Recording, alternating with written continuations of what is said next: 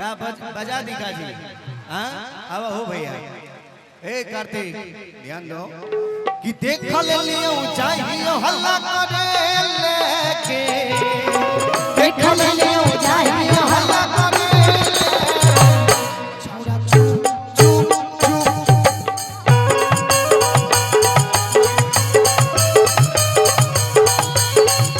देखे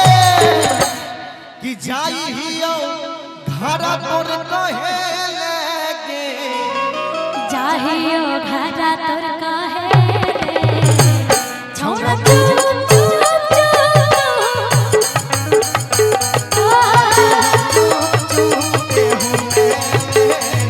छोड़ा चुप चुप चुप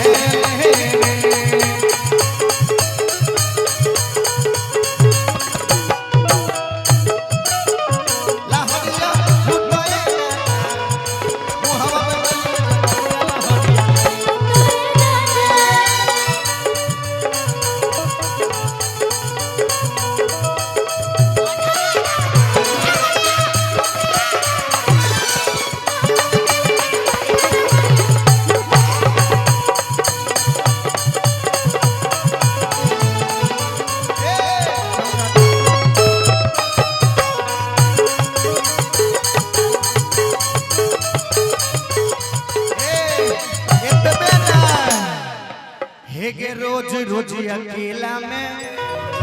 खेला ही छौरी खेला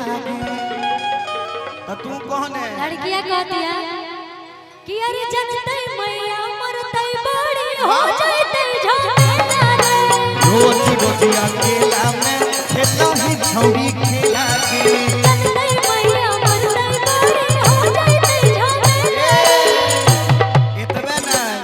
कि ए है खातिर या बही कोचिंग पढ़े लगे ए है खातिर अब ही है कोचिंग पढ़े लगे तो को कि छौड़ा सट सट सट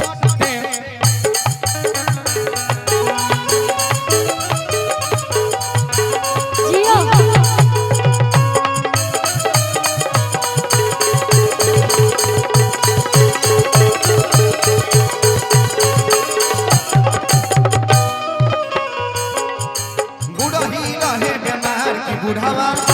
बुढ़ावा की बुढ़ावा सब रहे बुढ़ी रहे बुढ़ावा सब रहे मंग चाहे सुमार बहुल हसन रहे मंग चाहे सुमार बहुल हसन रहे दुल्हन रहे बेमार निरहुआ रहे दुल्हन रहे निरहुआ सब रहे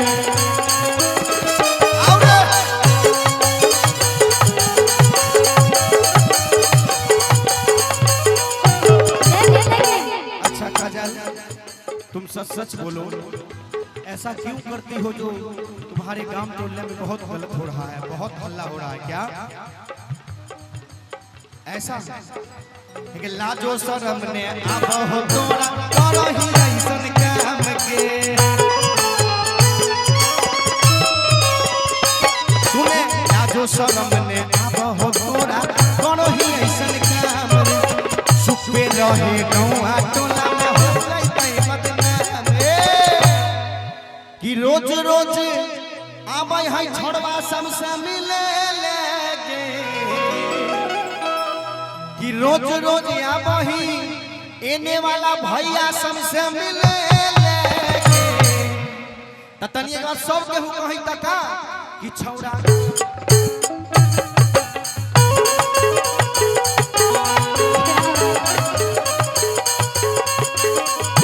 सुने देखल लिया चाहिए हल्ला करे देखल लिया चाहिए हल्ला करे लास्ट में कहे कि सोनावा के फोनवा बंद तोड़ बतावा हो सोनावा के फोनवा बंद तोड़ बतावा हो नींदियो नया हो याद कर सकबो हो ये बहुत रुआ हो नींदियो नया हो याद कर सकबो हो